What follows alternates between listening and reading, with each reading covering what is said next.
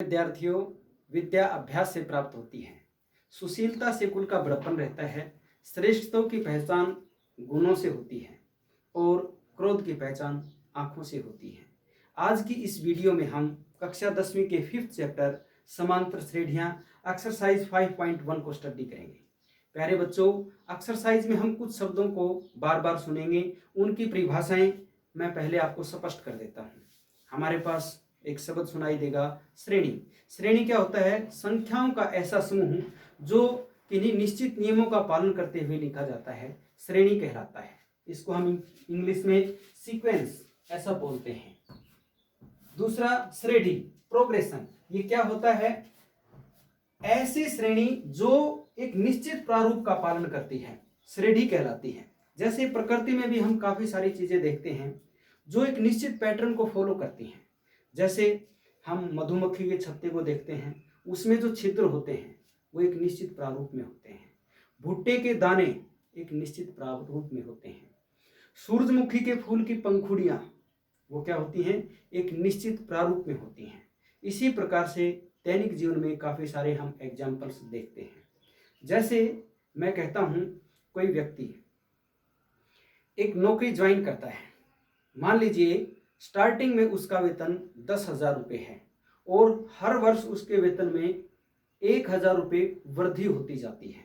तो हम क्या कहेंगे? हम उदाहरण लेंगे। स्टार्टिंग में उस व्यक्ति का वेतन 10,000 रुपये है, प्रति वर्ष 1,000 रुपये बढ़ गया तो अगले साल उसका वेतन हो जाएगा 11,000, उससे अगले वर्ष 12,000। इसी प्रकार आप आगे के वेतन को भी वर्षानुसार निकाल सकते हैं।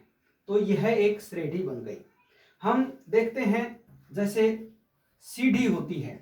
सीढ़ी के जो डंडे होते हैं नीचे से ऊपर की ओर उनकी लंबाई घटती जाती है।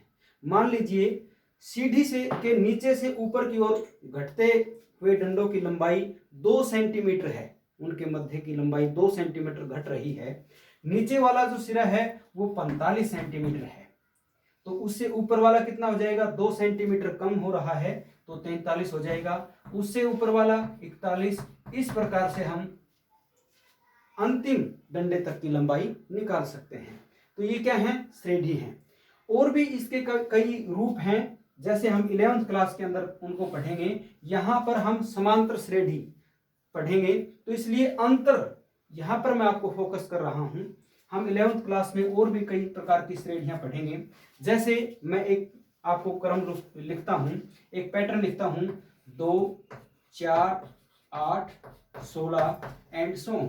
तो यहां पर हम देखते हैं इनका अंतर समान नहीं है, लेकिन ये क्या है?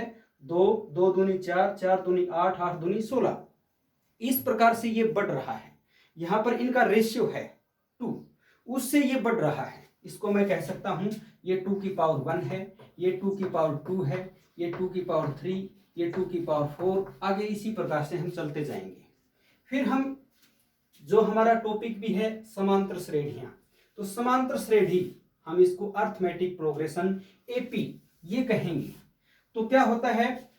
ऐसी श्रेणी जिसमें किसी पद में से उसके पिछले पद को घटाने पर एक स्थिर अंतर प्राप्त होता है और वह अंत तक वही रहता है, एक जैसा रहता है, तो उसको हम क्या कहेंगे? समांतर श्रेणी अर्थमेटिक प्रोग्रेशन कहेंगे।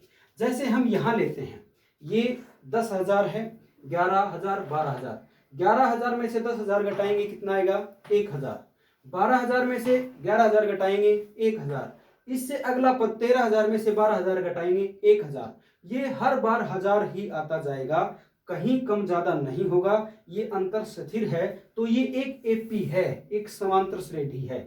इसी प्रकार यहां पर हम आते हैं, हम देखते हैं दूसरे पद में से पहला पद घटाएंगे। 43 में से 45 घटाते हैं, घटा 2 हमें प्राप्त होता है।